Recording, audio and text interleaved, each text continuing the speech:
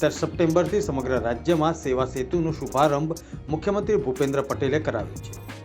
મોરબી જિલ્લાના જેતપર ખાતે જિલ્લા પંચાયત પ્રમુખ હંસાબહેન પારગીના અધ્યક્ષસ્થાને મોરબી તાલુકા કક્ષાના સેવા સેતુ કાર્યક્રમનું આયોજન કરવામાં આવ્યું। મોરબી તાલુકા કક્ષાએ લોકોને જરૂરી સરકારી સેવાઓ ઘર આંગણે પહોંચાડવામાં આવશે।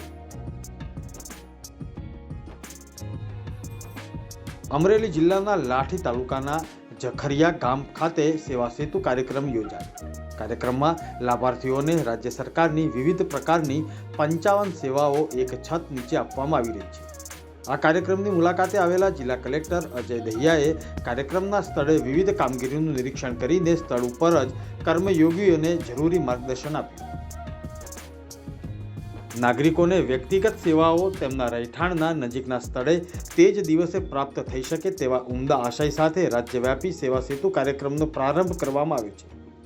દેવભૂમિ દ્વારકા જિલ્લાના 4 તાલુકાઓમાં સેવા સેતુ કાર્યક્રમ યોજાયો, જેમાં બહોળી સંખ્યામાં નાગરિકોએ વ્યક્તિગત સેવાઓનો લાભ લીધો।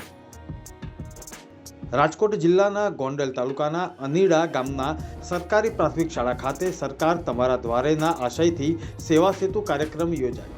આ કાર્યક્રમમાં નાગરિકોને ઘર આંગણે સરકારી સેવાઓનો લાભ અપાયો છે। સેવા સેતુ કાર્યક્રમ અંતર્ગત આધાર કાર્ડ, રાશન કાર્ડ, આવકનો દાખલો, જાતિનો દાખલો સહિતની વિવિધ 55 જેટલી સહાય અપાઈ છે। નર્મદા જિલ્લાના લોકોને ઘર આંગણે સરળતાથી સેવા પ્રદાન કરવા માટે સેવા સેતુનો 10મો તબક્કાનો પ્રારંભ કરાયો। નર્મદા જિલ્લા કલેક્ટર એસ એ મોદીએ 3 મહત્વના અભિયાનનો ખડગદા પ્રાથમિક શાળા ખાતેથી પ્રારંભ કરાવ્યો।